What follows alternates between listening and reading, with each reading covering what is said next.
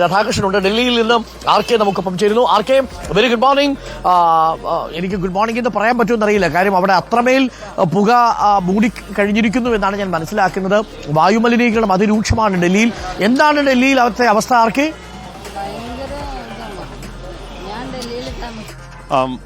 Doctor Arunkumar, ഡൽഹിയിൽ ഈ വായു മലിനീകരണത്തിന്റെ തോത് ഓരോ ദിവസവും ജനങ്ങളുടെ നിത്യജീവിതത്തെ ബാധിക്കുന്ന വിധത്തിൽ, സ്വൈര്യജീവിതം അസ്വസ്ഥമാക്കുന്ന വിധത്തിൽ മാറിക്കൊണ്ടിരിക്കുകയാണ്. ഇന്ന് ഡൽഹിയെ സംബന്ധിച്ചും ഉത്തരേന്ത്യയെ സംബന്ധിച്ചും വളരെ പ്രധാനപ്പെട്ട ഒരു ദിവസമാണ്. ഈ സിഖ് മതവിശ്വാസികളുടെ ഏറ്റവും പ്രധാനപ്പെട്ട ആഘോഷ ദിവസം ഗുരുനാനാക്ക് ജയന്തിയാണ് ഇന്ന് ഉള്ളത്. ഞാൻ ഈ നിൽക്കുന്നത് ഇന്ത്യയിലെ തന്നെ ഏറ്റവും വലിയ രണ്ടാമത്തെ ഗുരുദ്വാരയായിട്ടുള്ള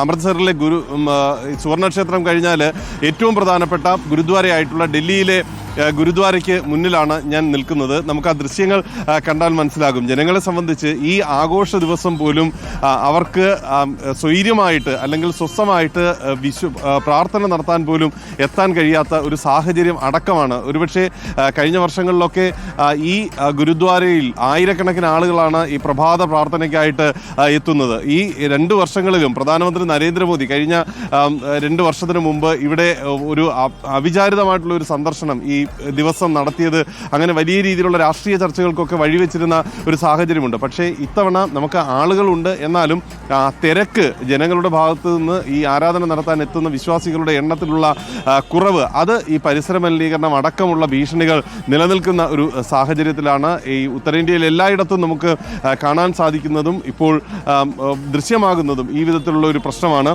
ഡൽഹിയെ സംബന്ധിച്ച് വായുമലിനീകരണം പരിധി വിട്ടതോടെ രാജ്യതലസ്ഥാനത്ത് ഈ കടുത്ത നിയന്ത്രണങ്ങൾ പ്രാബല്യത്തിൽ വന്നിരിക്കുകയാണ്. വായുമലിനീകരണം ഗുരുതരമായ നിലയിലേക്ക് ഉയർന്നതോടെ ഡൽഹിയിൽ എയർ ക്വാളിറ്റി മാനേജ്മെന്റ് കമ്മീഷന്റെ ആക്ഷൻ പ്ലാൻ നടപ്പാക്കാനായിട്ടുള്ള ഉത്തരവ് നിലവിൽ വന്നിട്ടുണ്ട്. ഗ്രേഡഡ് റെസ്പോൺസ് ആക്ഷൻ പ്ലാൻ 3 ആണ് ഇന്നു മുതൽ നടപ്പാക്കുക. ഡൽഹിയിലെ മുഴുവൻ മേഖലയിലും ഇതിന്റെ ഭാഗമായി ഇന്നു മുതൽ കെട്ടിട നിർമ്മാണം ഉൾപ്പെടെയുള്ളവ നിർത്തിവെക്കും.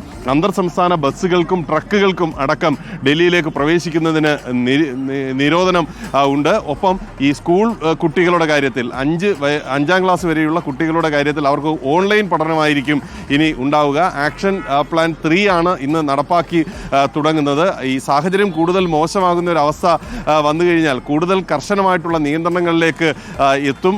ഒരുപക്ഷെ ഈ സ്വകാര്യ സ്ഥാപനങ്ങളിലൂടെ ജോലി സമയം അടക്കം നിയന്ത്രിക്കുന്ന വിധത്തിലേക്കാകും പോവുക. കാരണം ഈ എയിംസിന്റെ ഉന്നത സംഘം നൽകിയിരിക്കുന്ന റിപ്പോർട്ട് അനുസരിച്ച് ഓരോ ദിവസവും 20%-ലധികം ശ്വാസകോശ ഒരു ദിവസം എത്തുന്ന ആളുകളുടെ എണ്ണത്തിന്റെ 20% കൂടുന്ന വിധത്തിൽ ശ്വാസകോശ രോഗബാധ വർദ്ധിക്കുന്നു എന്നത് അടക്കമാണ് ഈ തലസ്ഥാന നഗരത്തിന്റെ ഇപ്പോഴത്തെ ഒരു സാഹചര്യം. അതാണ് ഇപ്പോഴത്തെ ഒരു അവസ്ഥ.